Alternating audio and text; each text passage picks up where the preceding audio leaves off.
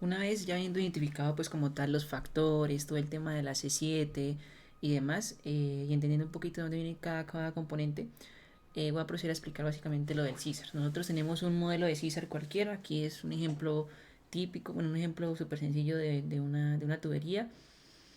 Nosotros como tal vamos a una opción donde nos permite tipificar el tipo de el tipo de norma que va a usar para el análisis de sismos. En este caso ustedes pueden ver que hay normas como tal europeas, las normas americanas, hay normas también de la SF, creo que es mexicana. Bueno, hay bastantes normas, cada una con sus particularidades, pero en esencia básicamente lo que nosotros necesitamos y lo que buscamos es un valor de fuerza impuesta, un valor de fuerza impuesta por sismos. Nosotros estamos usando en los proyectos tanto el AC722, que es con la nueva versión, que es algo que vamos a estar iniciando con ese tema de esas aceleraciones de la última norma, pues como tal. ¿Por qué? La justificación es básicamente porque ya viene como tal más tipificada para elementos que son de tipo no estructural. En esencia, estas normas, el AC7, 10 y 16, están muy enfocadas a la estructura, a los racks, edificios y demás. Entonces, el AC722 está más tipificado para sistemas como estos, como tuberías, sí, sistemas que son no, pues auxiliares no son estructurales, pero sí tienen que ver mucho con el aporte que puede generar para un efecto de sismo en un componente estructural. Usamos el AC722 y aquí tenemos como tal, estos valores que tenemos que llenar. Entonces, voy a explicar rápidamente cada uno, básicamente. El SDS lo tenemos de acuerdo a lo que nosotros tenemos del AC7 del Wizard, del Hazard Tool, que eso lo consultamos acá. Permítame y hago un pequeño recorderis acá. Eso lo tenemos bueno, ya se los mostraré, pero básicamente es lo que tiene que ver con el tema del AC7 del Hazard. Aquí tenemos este valor de aceleración espectral. Es como ustedes pueden ver, podemos verlo como una aceleración de diseño. ¿Por qué? Porque el SDS es el que va a tipificar el valor de fuerza. Entonces, ese factor ya está ajustado con el tipo de suelo que nosotros seleccionamos, con el nivel de riesgo y demás, y la zona. El Components Import Factor, este factor viene netamente de la tubería como tal, es un valor que tiene que ver con los sistemas que nosotros estamos usando, tuberías, gabinetes o sistemas que estén acoplados que no sean estructurales al apartado, a la estructura como tal. El Component Elevation Radio, este es un factor relativo de altura, ¿sí? Entonces tiene que ver, básicamente lo que nos está diciendo es o sea, en otras palabras, es un factor como tal, que está midiendo la amplificación sísmica según la altura que tiene el componente de tubería a la estructura a donde está tachada. Entonces, ¿qué quiere decir? Que entre más alto sea esa relación, va a tomar el valor un valor muchísimo mayor. Entonces, esa relación de z sobre h no puede ser mayor a uno simplemente porque por geometría no da, ¿sí? No da. Digamos que al tomar el valor de uno es el valor más conservador que tiene que ver con el valor más alto. Entonces nosotros para eso usamos el valor de uno, no lo cambiamos. Que puede ser que, digamos, en estructural sea por niveles de piso diferentes. Nosotros no usamos eso, simplemente usamos el valor más alto como para todos los sistemas, ¿sí? El Response Modification Factor, este factor tiene que ver con el factor de respuesta que tiene la estructura. Entonces, eso ya está pues como tal tipificado en tabla, ya se los mostraré. El Importance Factor IE, este valor es el factor de importancia de la estructura como tal, no de la tubería o del componente no estructural, sino de la estructura. El Overstride Factor omega es un factor que también tiene que ver con la tubería. El Resonance Ductive Factor también tiene que ver con la tubería. Y el Stress Factor RPO también tiene que ver con la tubería. Ahora vamos a hacer el ejercicio, vamos a llenar estos datos y ya les mostraré pues cómo queda como tal y de dónde se sacaron. En este caso, para el valor de aceleración, pues este valor lo tenemos de este estudio como tal, déjenme mostrarles, ya se los mostré, es este valor del SDS, ya no lo da, ese valor ya está ajustado con todo lo que comenté anteriormente, entonces tomamos ese valor, lo introducimos acá El Component Importance Factor, este valor como tal, de acuerdo a la norma, yo se los mostraré. La norma nos indica que eh, ese factor de importancia de la parte estructural está tipificado como 1.5 para los sistemas que son, aquí está, para los sistemas que son un poquito como los que nosotros manejamos, que son B31.3, 4, 8 y demás. Entonces aquí está como tal el apartado de la norma. Él nos indica que pues, el IP se tomará como 1.5 si cumple ciertas consideraciones, que son las que están acá. El 1.5 es el valor más conservador, entonces es el valor que usamos porque, pues, por ejemplo, en tuberías de alta presión como la 31.8, pues lo recomendable es usar un factor de importancia para esas tuberías alto. Entonces por eso tomamos ese valor tanto para 31.3 y 31.4. En ocasiones ese valor puede disminuirse, eso depende como tal pues, del proyecto y demás, a un valor de 1 como valor estándar para tuberías, digamos, que no son tan críticas, ¿sí? O que no tienen alta presión, o que son tuberías que son solamente, por ejemplo, de transporte de agua o algo por el estilo. Entonces de aquí viene ese valor. Eh, Posteriormente tenemos el componente de elevación, como mencioné anteriormente. No, o sea, no hacemos un cálculo interno de elevación porque sería pues complicado para un sistema de tuberías, como ustedes entenderán, porque por ejemplo en un rack hay muchos cambios de altura, y esos cambios de altura pues obviamente complican un poco este cálculo. Entonces para sacarlo como el valor más crítico tomamos el valor de 1, que sería la cresta como tal, a la cresta de la estructura, ¿sí? Y bajo esa premisa nosotros analizamos los sistemas. Si el componente en alguna ocasión llegase a estar a nivel de piso, a nivel de donde están los anchors de la estructura, sí se puede tomar un valor de 0, pero no, digamos lo recomendable es a trabajar con el valor máximo, que es un valor conservador para todos. El Response Modification Factor 3.5, en este caso es 3.5. Este factor es, como lo mencioné, es de la estructura. Depende de la estructura, depende del tipo de rack, depende del tipo de edificio a lo cual nos estemos atachando y demás. Y eso pues es un valor pues que en teoría nos debería ser proporcionado por la parte estructural, porque nosotros, para no ahondar mucho en el detalle en qué estructura es, qué componentes tiene. ¿Qué pasa? Que un valor estándar para racks es de 3.5, y este valor ustedes lo pueden encontrar en la tabla, bueno, en una tabla consolidada para el capítulo 12, que es el capítulo de la parte estructural, y sería sistemas como tal normalitos de acero. Tiene un valor de 3.5 ese valor, el Response Modification Factor. Recordar que ese factor como tal es un factor es como si fuera un factor de damping para una estructura. Entonces si una estructura es muchísimo más rígida y más sólida, pues obviamente ese factor va a cambiar y va a cambiar todo. Entonces un valor estándar que usamos es un valor de 3.5 para ese tipo de sistemas. Ahora el factor de importancia 1.25, eso tiene que ver netamente con el nivel de riesgo que nosotros asumimos para esta facilidad. Para el nivel de riesgo número 3 nosotros usamos, permítanme, les muestro la tablita. En la tabla de la norma ya está tipificado el valor de 3, que sería 1.25 para la estructura, ¿sí? En este caso es estructura. Eh,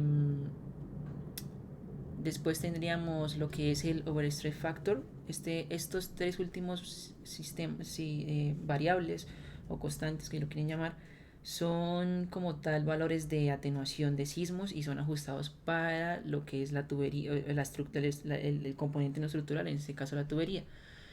Esto lo pueden encontrar también en una tabla que ya se les voy a mostrar a continuación dentro de la norma.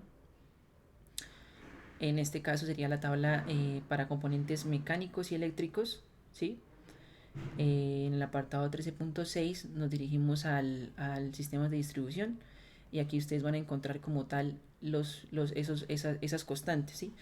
Entonces aquí pues menciona que tubería acorde el código ASME 31 tanto, tanto, tanto, tanto, tienen estos valores como tal ya tipificados. Entonces no hay mucho que ahondar en esta parte. Ya una vez seleccionado esos sistemas, los variables, le damos crear, y él nos crea automáticamente ya los valores de aceleración. Entonces hay que recordar que, que ya como tal estos valores de aceleración, de aceleraciones, están tipificados como tal, pues O sea, no es como tal, o sea, sí es una aceleración, pero recordar que lo que nosotros necesitamos a la final, el objetivo último es hallar un valor de fuerza.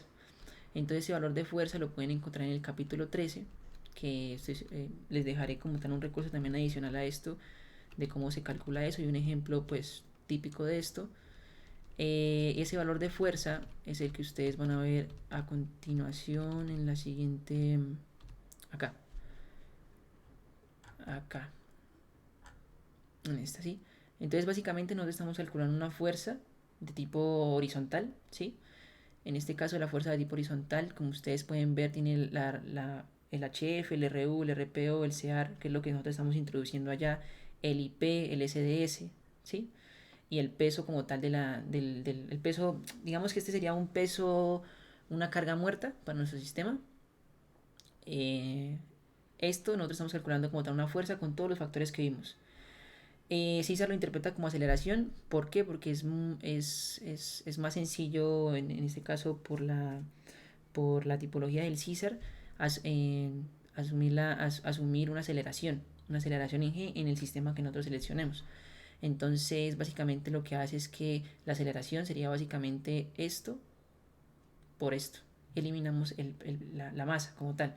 Entonces ustedes saben que fuerza es igual a masa por aceleración. Aquí es lo mismo, fuerza es igual a masa por aceleración. Tenemos la aceleración y esa es nuestra aceleración que nosotros estamos dándole al César para el modelo. Esa fuerza o esa aceleración debe cumplir con estos criterios. No ser mayor a esto y no ser menor a esto. Básicamente estar en la mitad de este rango. Y ese es el valor que ustedes ven en nuestros vectores. Ahora, estos vectores están organizados de cierta manera. Es decir, tenemos, como ustedes pueden ver, el software nos dio una aceleración horizontal y vertical. Generalmente la aceleración vertical es el 20% de la aceleración horizontal. Entonces, la tipificamos también nuevamente porque es importante para hacer la evaluación de si el soporte está, de qué tanta carga puede estar aguantando el soporte si se levanta con esa fuerza vertical, ¿sí? Tenemos tres vectores, uno para X positivo, otro para Y positivo y otro para Z negativo. Ahondando un poco la norma, pues, y viendo las combinaciones, ya lo veremos a continuación. En este caso, las combinaciones de carga que nosotros usamos para cualquier sistema, se los voy a mostrar a continuación. Los casos de carga ustedes los pueden ver en la pantalla. Esos son los casos, pues son bastante típicos cuando nosotros pasamos los formatos de cargas a civil, a estructural o lo que sea. Eso es lo que ustedes ven en pantalla, ¿sí? Ustedes van a encontrar como tal el reporte, y ahorita les voy a mostrar un reporte específico para esto, de este sistema. Pero empecemos con los casos normalitos, ¿sí? Entonces nosotros usamos distintas combinaciones. Esto viene como tal del código, del P31348 que estemos trabajando. Entonces, pues puede variar un poco, ¿sí? Pero en esencia, básicamente, ¿qué es lo que hacemos? Nosotros hacemos una evaluación de casos hidrostáticos, de casos sostenidos, y de casos, o sea, de casos con carga muerta, como lo vimos en el AC7, que usaban solamente el W o el W más L, que sería carga muerta más carga viva. En nuestro caso, nuestro sistema es totalmente carga muerta porque no tenemos como tal circulación de algo que acarree una carga viva. Entre comillas, ¿no? Porque pues el fluido como tal podría interpretarse como una carga viva en un sistema real, pero en nuestro caso como es un análisis pues cuasi estático, todo es prácticamente carga muerta. Eh, en este caso usamos casos hidrostáticos donde está el cursor, son casos hidrostáticos, casos operativos, casos de alt sustain para evaluar pues levantamiento como tal del sistema y ver si los soportes están trabajando en un caso de alt sostenido, de alternate sustain, tanto para T1, T2 y T3 en ocasiones. Eso puede variar eso puede variar, porque en algunos casos no se evalúa, pero no se evalúa el alt sustain para todos, pero en nuestro caso particular, cuando son operaciones, cuando es operativo, diseño y temperatura mínima, sea de diseño análisis o de análisis, si lo requeremos evaluar porque son condiciones que pueden pasar, ¿sí? Tenemos casos de sustain para diseño. En nuestro caso, Aquí en este load cell que estoy mostrando, estoy calculando para casos sostenidos para WP1 y WP2, que P1 sería presión de diseño y presión operativa. En nuestro caso, solamente basta con evaluar la presión de diseño, pues como tal ya estaría cumpliendo la operación operativa. Si el cálculo muestra que ya el sistema está por debajo de ese esfuerzo admisible en caso sustain. Posteriormente siguen las evaluaciones de casos ocasionales. Eh, es decir, lo que vimos, o sea, la parte de sismos, vientos, desplazamientos relativos y demás, ¿sí? En nuestro caso, en esta plantillita que muestro, les quiero mostrar solamente lo de sismos y lo de vientos y lo de nieve, que es lo que más que todo acarrea esto. Y es básicamente que nosotros combinamos los casos operativos, que sería el peso de la tubería, la temperatura de diseño, operación, la temperatura de operación, la presión de operación o de diseño y el viento y el vector en el modelo, ¿sí? ¿Qué pasa? Que ustedes pueden ver que aquí tenemos Win1, Win2, Win3, Win4. Cada uno de esos Win representa una dirección, un vector. El vector bajo cierta dirección a la que se está aplicando el viento. En este caso, ustedes pueden ver que es Operative Case Win más X, Win menos X, Win más Z menos Z. Esto están coordenadas globales para el sistema total de tuberías. Al igual que los sismos, ¿sí?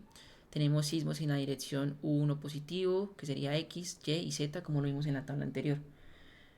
Esta suma es una suma básicamente escalar, ¿sí? O sea, es una suma, perdón, es una suma algebraica, no nos importa como tal el tema del signo, es una suma absoluta, perdón, es una suma absoluta, no nos importa el tema de la dirección, que según el AC7 pues sí debería haber una combinación como tal, como ustedes lo vieron en las combinaciones de carga, pero pues digamos que no, digamos que en nuestro caso es una variable, se evalúa en X, Y y Z, ¿sí? En X y Y, ¿vale?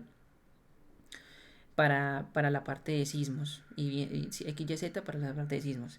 Y para la parte de nieve, pues aquí tenemos el vector U4, que sería el snow load, y ese vector U4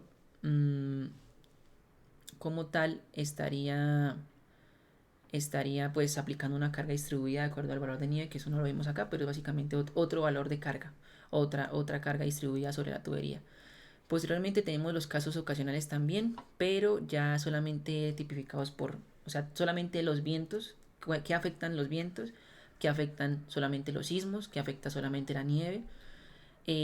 También tenemos las combinaciones de sustain, de casos sostenidos, que son los casos de peso como tal, del sistema como tal de peso no operativos, más los casos de sismo, viento y nieve, ¿sí? Esto, ¿por qué lo hacemos? Porque al hacer una evaluación nos permite identificar, nos permite identificar si el sistema sí está cumpliendo como tal en un caso que no es operativo, que es operativo y que es de diseño, por eso lo hacemos. Y de acuerdo al código B31X, como lo quieran llamar, ahí se toma el valor admisible si es ocasional o sustain o hidrostático o operativo en algunos casos, bajo cambia si el tipo de esfuerzo que estamos evaluando es ocasional, operativo o sostenido. Entonces tenemos que hacer esa evaluación conjunta, ¿sí? Eso ya está por norma, básicamente, esa es la justificación. Posteriormente tenemos unos casos de expansión que son puramente de temperatura, que son, si quieren llamarlo como los casos más que todo de flexibilidad, en este caso yo creo que sí aplicarían. Y finalmente teníamos unos casos, pues pueden ser casos máximos o pueden ser casos de resumen o lo que sea. Esta plantilla, obviamente, seguramente si ustedes la evalúan, pues no va a ser, no es igual a la que nosotros estamos trabajando o que enviamos en algunos casos en los últimos proyectos, ¿sí? Porque eso puede variar. En realidad eso varía y varía bastante de acuerdo al tipo de proyecto que estemos trabajando. Entonces, pero en esencia es eso, básicamente. Nosotros a Civil le entregamos todo lo que es lo que tiene que ver con carga muerta, con peso, que son básicamente casos hidrostáticos como caso crítico, casos operativos, obviamente, casos de diseño, y casos operativos más sismo, vientos y nieve, como lo vimos acá. Y también reportamos lo que son los casos sustain más casos ocasionales, que son los casos, en este caso, estos que estoy mostrando con el cursor acá. ¿Sí? Casos de expansión no se muestra porque esos son casos como tal de flexibilidad. Y casos al sustain tampoco porque son casos que en esencia están evaluando un levantamiento de la tubería. Entonces, pues no, como tal, no aporta nada a la estructura o al diseño o a la carga estructural que estamos trabajando. Es más un caso de evaluación de flexibilidad. Listo, ¿sí? Estos serían los casos como tal que estamos trabajando. Ya una vez, pues entendido eso, pues ya simplemente lo que nos queda a nosotros determinar es el, el la parte de viento, ¿sí? La parte de viento es muy similar. Nosotros usamos también aquí el software nos permite seleccionar el tipo de viento, el wind shape factor, que esto tiene que ver con la geometría del elemento. En algunos proyectos se usa 0.5, 0.7. Aquí usualmente usamos 0.7, que es para una estructura de tipo, pues es muy similar a la tubería como tal el perfil. Y una vez seleccionamos esto, ya tenemos en la mitad del parámetro hecho. ¿Por qué? Porque ustedes saben que la fuerza que genera el viento pues está encaminada, es una fuerza que genera resistencia. La tubería genera resistencia a ese flujo de viento. Entonces, definir este factor es importante porque este es el factor que me determina qué tanta resistencia tiene ese elemento de acuerdo a la velocidad del viento en la zona específica. Ahora, ya una vez tenemos este valor, lo que hacemos es básicamente otra vez ir a setear los casos de carga. En los casos de carga lo que tenemos, nuestro parámetro importante como tal, que se los voy a mostrar acá, es básicamente este valor de wind velocity, porque este valor pues ya en la formulación que vimos básicamente se traduce a la fuerza. Ya tenemos el área, como tal de la tubería, que es el diámetro básicamente, tenemos la velocidad, tenemos el coeficiente, el drag coefficient, que sería el 0.7, y ya podemos determinar como tal esa fuerza que va a generar esa resistencia de esa estructura al flujo del viento, perdón. Ya una vez tenemos acá esto, mostramos los casos otra vez.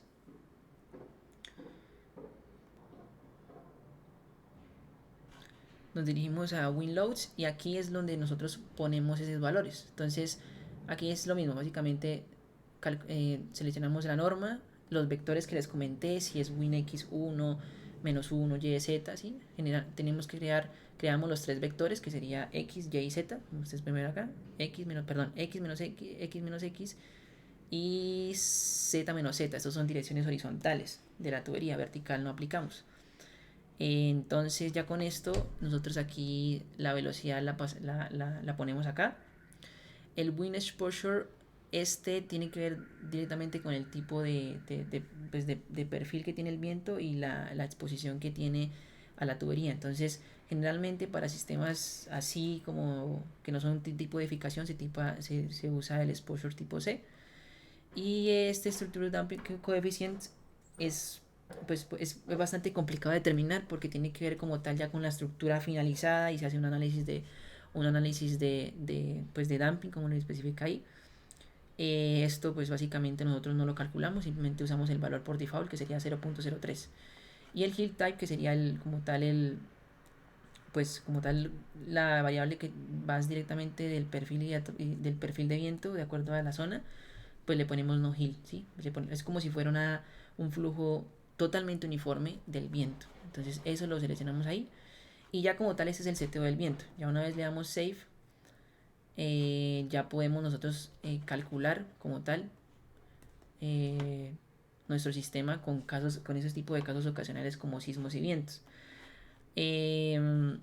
Básicamente ya les voy a mostrar ya una corrida súper sencilla de este sistema, a ver qué nos arroja y qué es lo que nosotros estamos entregando a ustedes.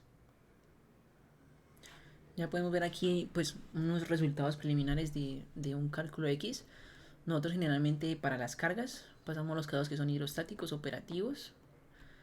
Operativo T3 particularmente no es un caso que estructural mire porque es un caso en ocasiones para tubería se usa la temperatura mínima a la cual está la piping class. Entonces pues es una temperatura que es demasiado crítica, en ocasiones menos 20 Fahrenheit, menos 50 Fahrenheit, depende la clase y el material de la tubería. Entonces no es una temperatura como tal que represente un caso operativo. Entonces en este caso sería casos T1, T2, que sería operativo y diseño.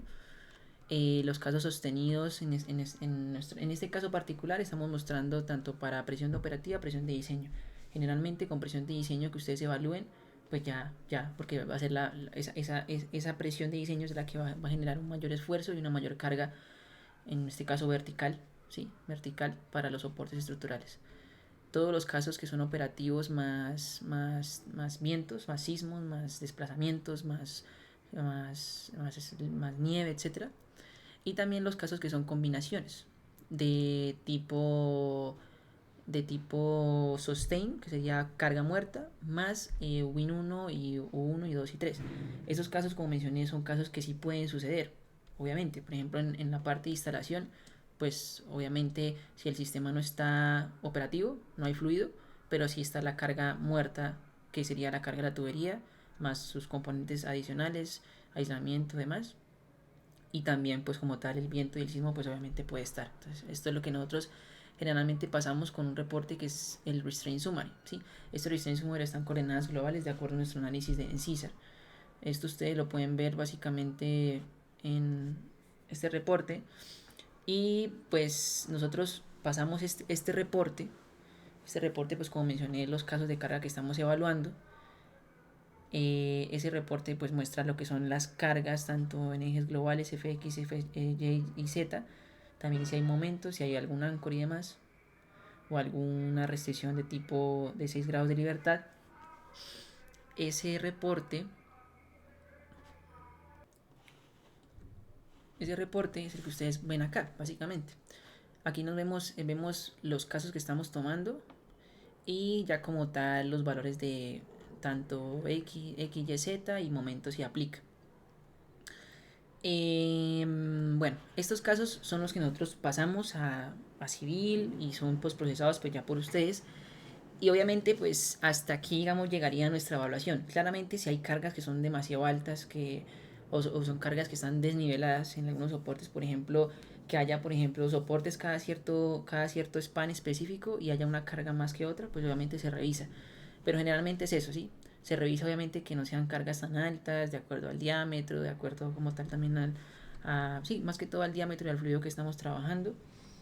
Y hasta ahí, digamos, llega nuestro reporte. Esto se envía, bueno, se deja en el reporte como tal en la carpeta de trabajo de estrés y ya la evaluación como tal llegaría hasta este punto. Aquí ya estamos incluyendo como tal todo lo de sismos, vientos y todo lo, digamos, el cuerpo, la parte sólida del cálculo de estrés para cargas.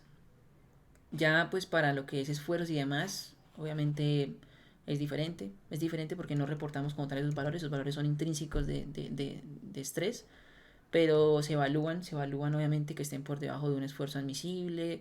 El esfuerzo admisible pues cambia de acuerdo al código, de acuerdo también sí, más que todo de acuerdo al código y algunos parámetros específicos del código que cambiamos como factores de ajuste para el cálculo de esfuerzos admisibles, para considerar el esfuerzo, por ejemplo, el esfuerzo de fluencia como factor de falla o se le pone un factor, etcétera, pero eso ya es por código y eso ya está tipificado aquí en el CISAR.